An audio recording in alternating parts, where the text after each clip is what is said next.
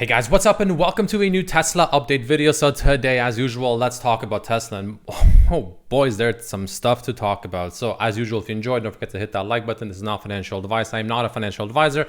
And my YouTube membership section is live for just $3 a month. In the description below if you're interested, where I share intraday thoughts, posts, updates, technical analysis, and options flow, which is a paid service by Cheddar Flow. Link in the description below if you're interested. So yeah, you pretty much get a much cheaper version of Cheddar Flow, if you will.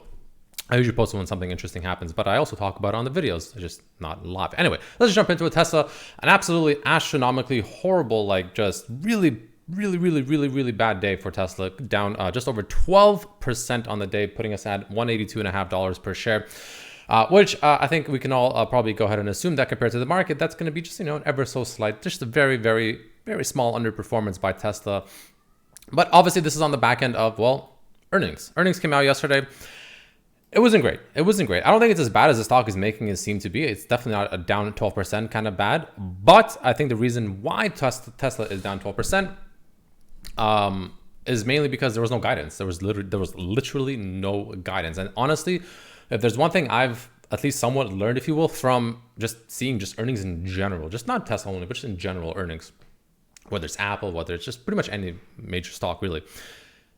The actual earnings is important. Don't get me wrong. Of course, it's really important, to at least meet, if not beat expectations, et cetera.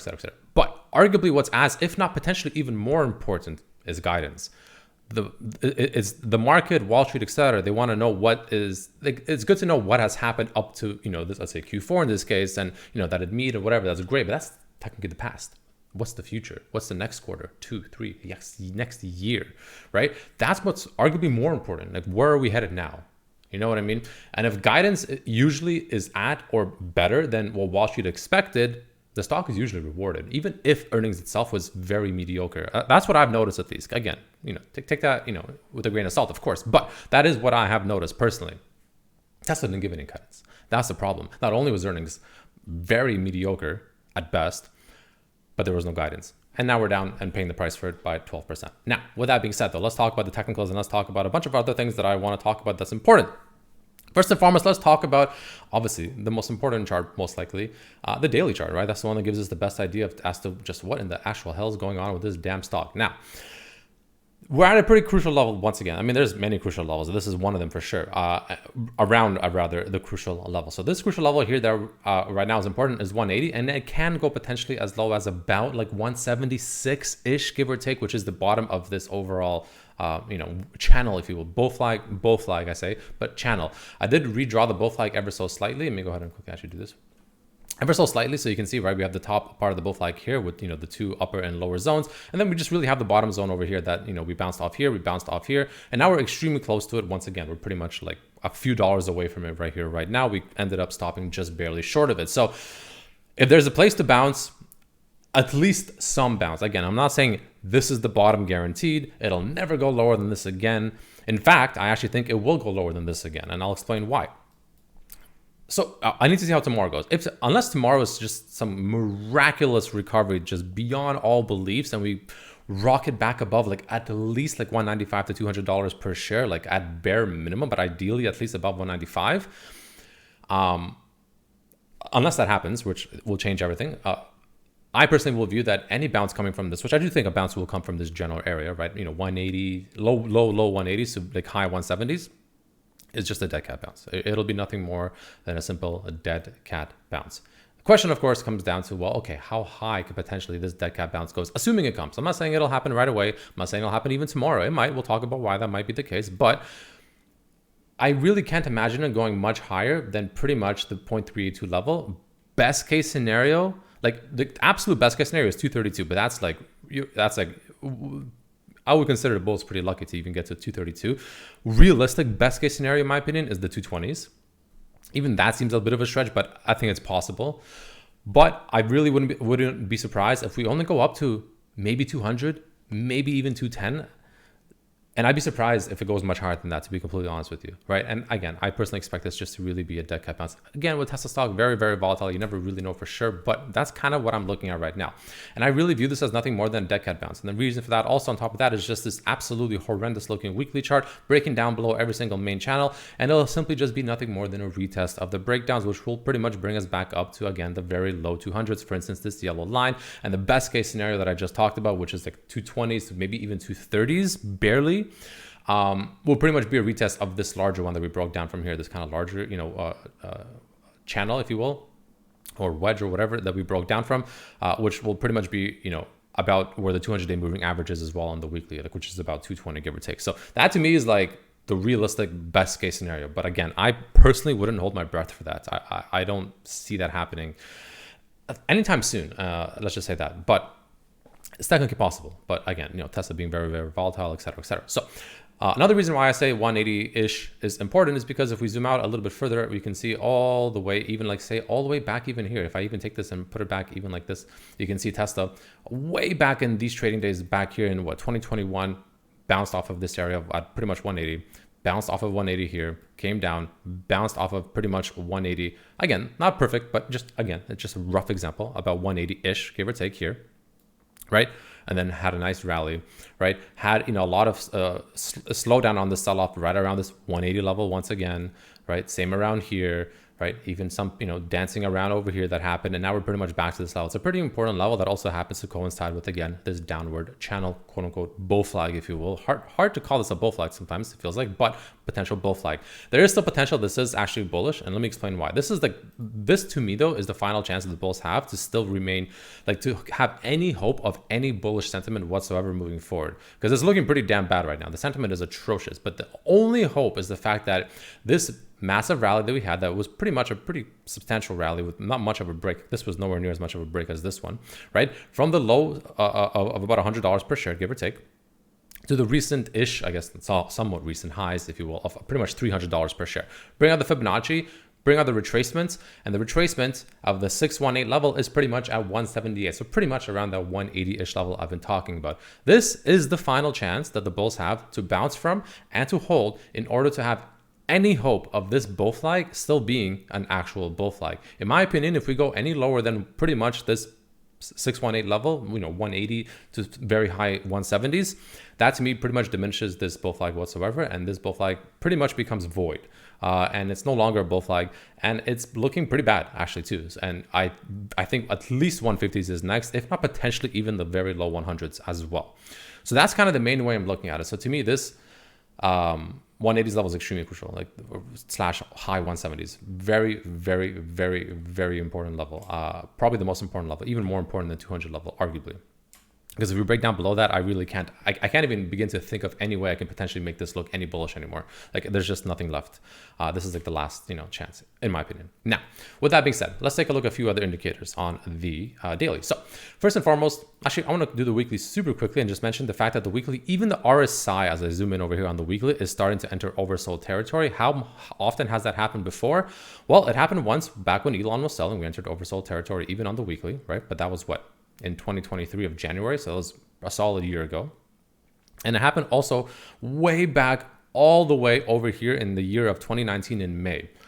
And that's the only times Tesla has ever entered oversold conditions. The only other time it was even close to it, but it wasn't as oversold even as it is now on the weekly, was pretty much right around here in May of 2022, where we also ended up finding a bottom before a bit of a relief rally before we pretty much went down even further. Elon sold, relief rally, and then, Elon saw it starting here. Never mind, I lied. But we did have a massive drawdown. I think this was during earnings as well. Let's go ahead and open this obsessed chart patterns. Let's open up other data.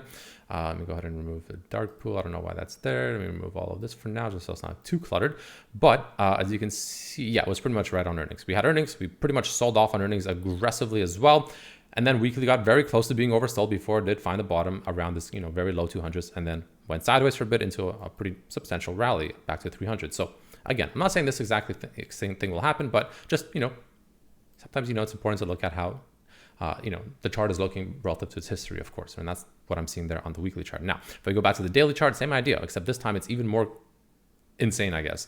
The RSI on the daily right now is sitting at It's sitting at pretty. It's not perfect, but it's pretty much sitting at like $11 or not $11, 11 on the RSI. That is like abysmal. That is, I don't think the only time it's ever gotten as low, we're arguably maybe even lower, but pretty much the only time it's ever gotten anywhere near even remotely this territory is also when Elon was selling, but at the very bottom of his selling, when his selling was essentially done and we bottomed around $100 per share. Remember that? I'm sure some of you do. It was pretty crazy days. I remember that. I remember holding through all this. It was painful. I don't know why I did, but I did. But nonetheless, it did recover, right? But it did also bottom pretty much at $100 per share. And it also had an RSI reading of pretty much 11 on the RSI, which is pretty much exactly where we're at right now. We're only just an ever so smidge left of moving to the downside to be the most oversold Tesla has ever seen on the daily chart. Like if I zoom out all the way over here, the only other times that it was even remotely this oversold was, for instance, back all the way over here in 2018, where it was oversold at the 20 level. Here it was oversold at the 16 level. Here on the 2020, it was oversold on the, what is this? About 18-ish level. Right, pretty much also here as it bottomed out and rallied forward. I'm not gonna say that this is gonna what's happening. It might, I guess, technically, but I wouldn't hold my breath for it. But the point is, this is a really, really, really, really rare situation to find Tesla. Not only just being this oversold, not only being oversold in general, but this oversold. We're pretty much making history here with being pretty much the most oversold Tesla has ever seen in its history of trading for the years and years and years. What is it, like 10, 12 years now it's been trading or something like that? So just, take that into consideration.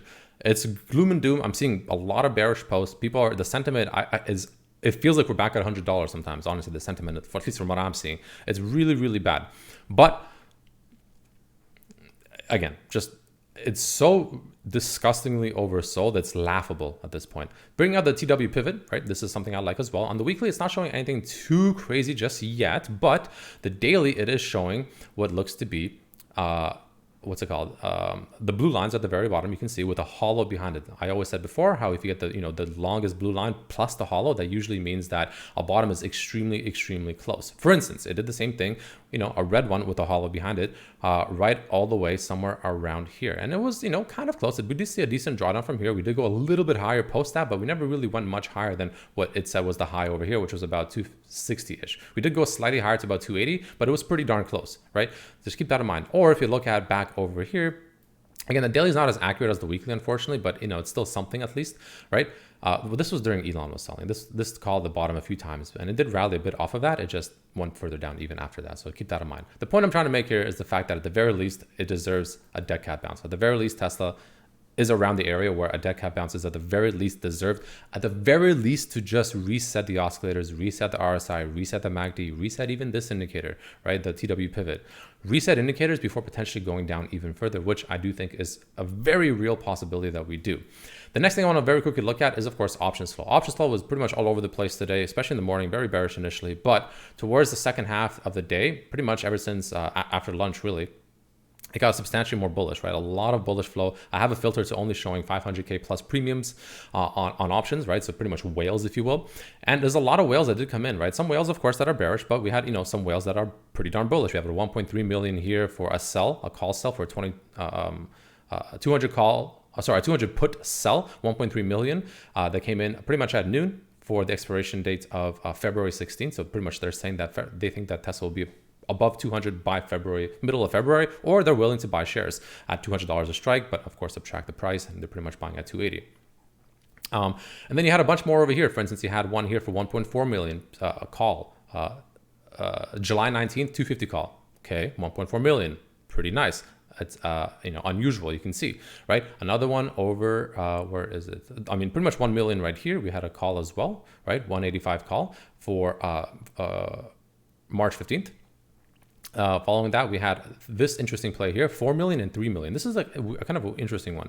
They're both sells. They're both put sells. Essentially, the bullish play saying that, they don't think it'll be below this price by this date. And if it is, they'll buy, of course. 3 million premium for July 19th, 180 put. So essentially, they're saying that they don't think it'll be below 180 by July 19th. I mean, I fucking hope so.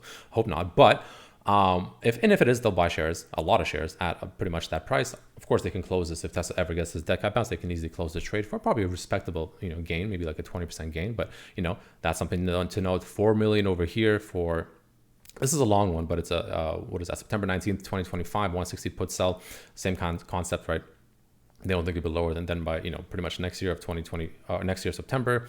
And then we had a few more come in over here. Recently, we had this one right here above the ask. This one's interesting. I'm assuming this play was together though. We'll see, because it is both for a strike of $510 for Tesla. So this is a call for pretty much 2 years from now, 510 strike call above the ask, which means that they really wanted to get on this, right? They paid extra to get in on this, like ASAP for whatever reason, but 1.6 million, you can see here. But then, again, it's 2 years out, but then there's another one not too far right after that, 1.3 million put. So, also for a year out. So I believe it's called the call spread or put spread. I also could get those two mixed up, but nonetheless, that's there. And then there's also a 4.4 million right under it. Also similar concept for March 15th, 185 put, but it's a put sell, right? You can see here, it says sell. Again, it's not guaranteed, but it's just a high chance this is a put sell, right? That's what this platform is assuming, which is also pretty much saying they don't think that Tesla will be under 185 by March 15th. They put a lot of money on it, 4.4 million in premium they collected. And of course, if they are forced to buy, well, they're pretty much buying a substantial amount of shares at 185, but of course, subtract 1285 from this price. And they're pretty much buying at like in the 170s, right? Just under 170 and a half. Oh, just under 173 roughly is what they'll be buying at, give or take. But nonetheless, that's the point I'm trying to make here. And the final thing I want to quickly mention, it's a long video, I don't want to make it too much longer, is there's something weird there's one thing I don't like about Tesla bulls sometimes. I'm a Tesla bull, don't get me wrong, long term, of course, but there's sometimes I see these kind of posts like this on Reddit or even Twitter or X, whatever, that I don't like to read these kind of things. Every time I read these kind of posts, it makes me feel like I'm investing in like AMC or some shit, and it makes me really question whether or not I really want to be investing in this stock right now. As long as I'm seeing these kind of comments. For instance, he's like, even if it goes down to 150, that has no bearing on whether or not the stock will be worth 1,000 plus in 10 years, because things will move very fast when Optimus robot is functional and mass produced, and or FSD is finally solved and robotaxis become a thing, which might be even faster than Optimus since all the hardware in robotaxis are right now. But like when I see these things, it will be worth 1,000 plus in 10 years. Like, okay, fine, maybe. But like when I see these kind of people like write this kind of copium, if you will, it makes me feel like I'm sitting in an AMC stock and people are just constantly every single day posting about like, oh, AMC is going to 1,000, 10,000. I'm not selling till 10,000 a share, and I read these kind of posts and it just makes me really wonder, like, is the bottom really in? The fact that I'm still seeing these kind of posts makes me kind of wonder, is the bottom actually in? Just food for thought. Take that for what you will. Take it how you will. I'm just thinking out loud here. But regardless, thank you so much for watching. If you enjoyed, don't forget to hit that like button. Very long video I think a very well warranted longer video today. But all in all, thanks for watching, and I'll see you tomorrow. Peace.